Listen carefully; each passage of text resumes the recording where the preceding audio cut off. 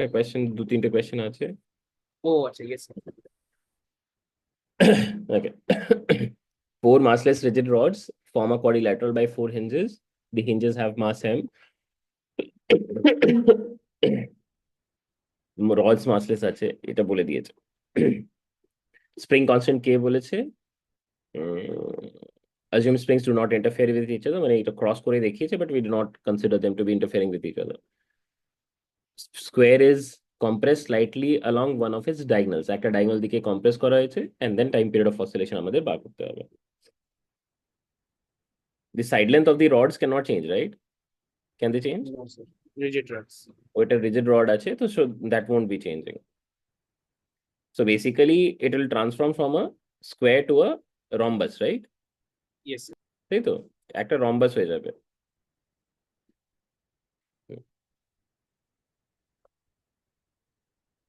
তো আমি পারপাসফুলি একটা এন্ডকে একটু ছোট করে দিয়েছি ডায়াগনালি, আর একটা ডায়াগনালকে একটু বড় রেখেছি, ঠিক আছে? ধরে নে আমি এইদিকে কম্প্রেস করেছি, মানে আগে এখানে ছিল, and then I have compressed it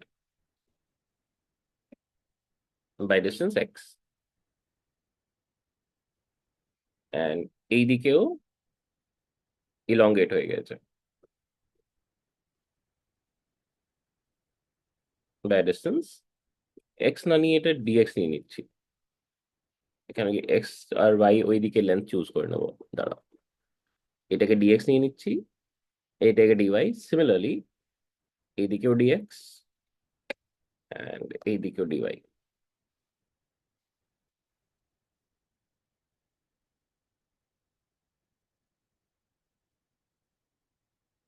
ঠিক আছে, আর ইনিশিয়াল যে ডায়াগনাল, মানে এইখানে যে লেন্থ গুলো ছিল, সেটা আমরা বলতে পারি যে এই লেন্থটা যেটা হয়ে যাবে এফেক্টিভলি, যেটা বাঁচবে, দ্যাট উইল বি, আচ্ছা এখানে এটা কত ছিল, রডস অফ লেন্থ তো দেয়নি, আচ্ছা ঠিক আছে মেনে নিচ্ছি কিছু একটা, let us say this length is এল, তো এই লেন্থটা তো হয়ে যাবে l/√2,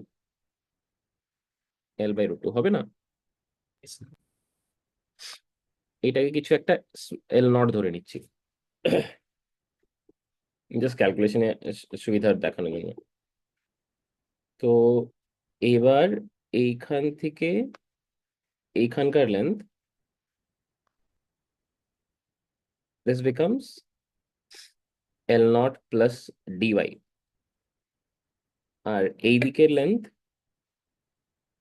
this length becomes l0 nought minus plus DX, ও minus DX. minus dx. But we can surely say that l0 plus dy এর square plus l0 minus dx এর square, this will be l0 square plus l0 square, বলতে পারি কি? Yes sir. ঠিক আছে, simple Pythagoras theorem. So এইখান থেকে আমরা লিখতে পারি l0 into dy plus minus হয়ে যাবে minus minus L not l0 into dx is equal to 0, তাই তো? তার মানে dx is equal to dy, ঠিক আছে? তো দুদিকেই ডিসপ্লেসমেন্ট সমান আছে, এটা কেন এসেছে, কেন কি অ্যাঙ্গেলটা ইনিশিয়ালি 45 ডিগ্রি ছিল, তাই জন্য। যদি 45 ডিগ্রি দুদিকে থাকতো না, তাহলে এটা ডিফারেন্ট রিলেশন আসতো, বুঝতে পারছিস? ইয়েস স্যার, এটা ট্যান থিটা বা কিছু আসছে। হ্যাঁ, তো সো উই গট, মানে ডিসপ্লেসমেন্টের রিলেশন আমরা পেয়ে গেছি। Now what we do is, দুদিক মানে ডায়াগনালি, একটা ডায়াগনালে একটা মাসের যদি ফ্রি বডি ডায়াগ্রাম ড্র করি, আর অন্যদিকে ডায়াগনালে আর একটা মাসের ফ্রি বডি ডায়াগ্রাম ড্র করি, তো সেটা জাস্ট ফ্রি বডি ডায়াগ্রাম থেকে ইকুয়েশন লিখবো, ঠিক আছে? At least you realise that এই মাসটা বাঁ দিকে যাবে, এটাকে ধরে নিয়ে আমরা a1 বলছি, অ্যান্ড আমরা এইদিকে কম্প্রেস করেছি, তো রিস্টোরিং ফোর্স এইদিকে পুশ করবে, আর ওইদিকে লংগেট হয়েছে, মানে এইদিকে নিচে আসবে, তো এইটা নিচে আসবে, এটা রিয়েলাইজ করছিস? ঠিক আছে, a1 a2 চুজ করে নিয়েছি। Now we just draw the free body diagram. এইখানে যদি টেনশন টি হয়, সিমেট্রিক্যালি আমি এইখানেও টেনশন টি ধরতে পারি, রাইট? হ্যাঁ স্যার। আর এইখান থেকে যে স্প্রিং ফোর্স আসবে, that will be k Times of 2dy, আসবে কি? হ্যাঁ স্যার। ঠিক আছে, নাও ফর দিস পার্টিকুলার মাস মানে উপরে মাসটা তুই ইকুয়েশন কি লিখবি k Times of 2 dy plus 2t into 1/√2 that should be equal to m into a2 correct Yes, sir. এবার লেফটের মাসের জন্য লিখ ক্যান উই কনসিডার টেনশন এইখানেও টি Yes, sir. Same here actually. ঠিক আছে কেন কি এটা মাসলেস আছে মাসলেস না থাকলে আলাদা আলাদা থাকতে পারে রড গুলোর কথা বলছেন তো মাস্টার? হ্যাঁ হ্যাঁ রডটার কথা Yes, বলছি রড মাসলেস আছে তাই জন্য any massless thing has to be zero force and zero torque yes, sir. তাই তো এইখানে আবার এইদিকে যে এটা যেহেতু কম্প্রেস আছে তো আমার স্প্রিং ফোর্স যেটা ধাক্কা দেবে ওকে বাইরের দিকে ধাক্কা দেবে তো there will be K into 2dx তো ওই মাসের জন্য এবার লিখছি so K into 2dx minus of 2t into 1/√2 that should be equal to m into a1 এটা আমাদের সেকেন্ড ইকুয়েশন হলো ঠিকই আছে এই দুটোকে অ্যাড করে দিই এটা এটা কেটে গেল so 2k into dx plus dy is m into a1 plus a2 correct আছে Yes, sir. ঠিক আছে এবার dx আর dy এর রিলেশন তো আমরা অলরেডি বের করে নিয়েছি a1 এর রিলেশনটা বের করতে হবে ঠিক আছে now how do get that relation এবার আমরা রিজিড বডি কনস্ট্যান্ট ইউজ করব এইখানে আমি জানি যে this point is going down with an acceleration of a2 and this point is coming towards left with an acceleration of a1 this angle is 45 degree almost and this angle is also 45 degree hence so this angle is also 45 degree constant কি হবে বল A2 cos 45 degrees is equal to A1 cos 45 degrees. should you have been a little careful while writing this or ठीक है ये हमेशा hold करेगा So their acceleration along the rod should be the same because the rod's length is that's only true if the rod is not rotating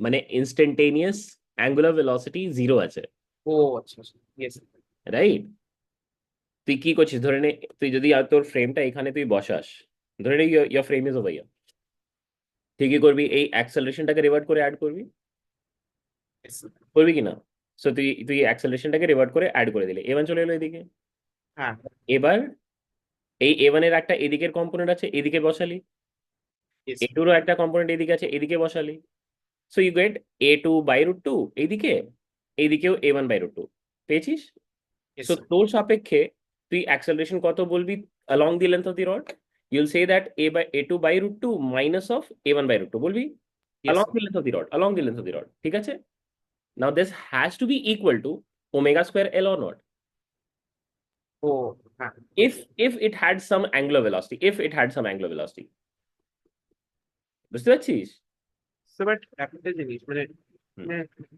doesn't it if it is non-zero then doesn't it imply that the length of the rod is changing? no how is the length changing এটা তো it's basically a circular motion property no if there is acceleration is non-zero does not mean মানে along the length of the rod if the acceleration is non-zero from one point with respect to the other it does not mean that the length is changing it means that there is a circular motion oh yes yes direction of velocity is changing. yes yes yes got it. বুঝেছিস got it. Basically rigid body কনস্ট্যান্টটা একটু লিখে রাখ এইগুলো conceptual জিনিস আছে না যেমন ধরে নে কোনো একটা র্যান্ডম শেপ নিয়ে নে কোনো একটা random shape take any random shape and you identify any two points in it any two points ধরে নে এখানে একটা পয়েন্ট এ নিলি এখানে একটা পয়েন্ট বি নিলি you get this acceleration as a1 some a1 এইখানে θ1 you get this acceleration as a2 with some θ2 এবার তোকে বলছে যে এই সিস্টেমে ধরে নে এখানে একটা অ্যাঙ্গুলার অ্যাক্সেলারেশনও আছে ধরে নে আমি বলে দিলাম তোকে this object has an angular acceleration this object has an angular velocity as well এবার আমি বললাম যে কনস্ট্যান্টটা লেখ what is the constraint now তখন কি করবি what you do is you sit on one of the points যেখানে একটা খুশি ইচ্ছা লিখে নে এবার এই অ্যাক্সেলারেশনটাকে রিভার্ট করে অ্যাড করে এখান থেকে তো আমি রিভার্ট করে অ্যাড করলাম this is a2 now this angle over here is θ2 তো এর কম্পোনেন্ট এইদিকে আসবে একটা a2 cos θ2 এর কম্পোনেন্ট এইদিকে একটা আসবে a2 sin θ2 a1 এর একটা কম্পোনেন্ট আসবে এইদিকে তো a1 এর কম্পোনেন্ট ব্রেক করে নিচ্ছি this will be a1 sin θ1 আর a1 এর এই দিকে কম্পোনেন্ট আসবে a1 cos θ1, ঠিক আছে? So Yes. what you see now is যে acceleration of A with respect to B parallel to the line connecting them, এইটা কত আছে?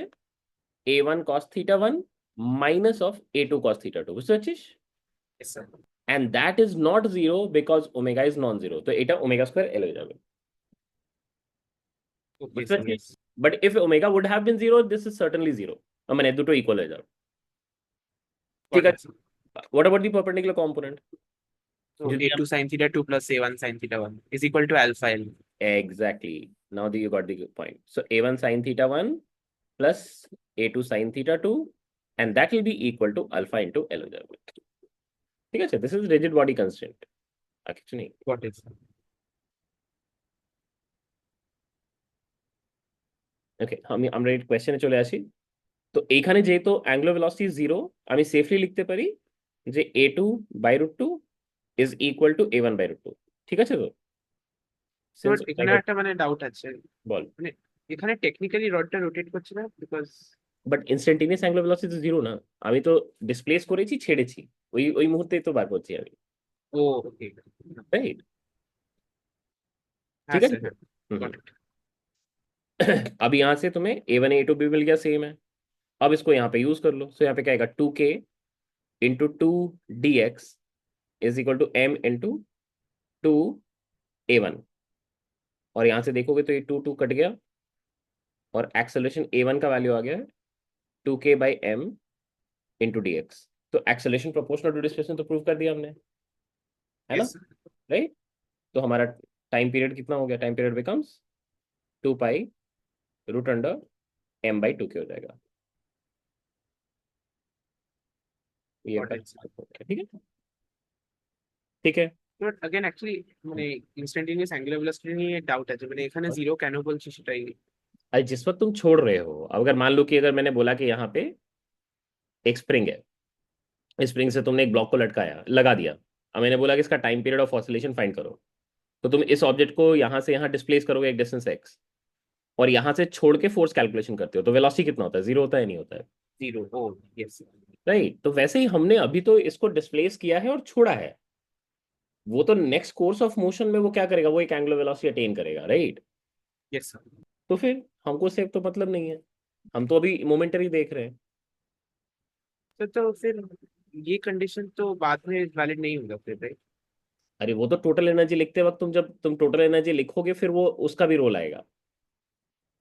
ओके हम तो बस इंस्टेंटेनियस मोमेंटरी जो एक्सट्रीम डिस्प्लेसमेंट हमने दिया है अभी, dx dy जो भी है, उसके टर्म्स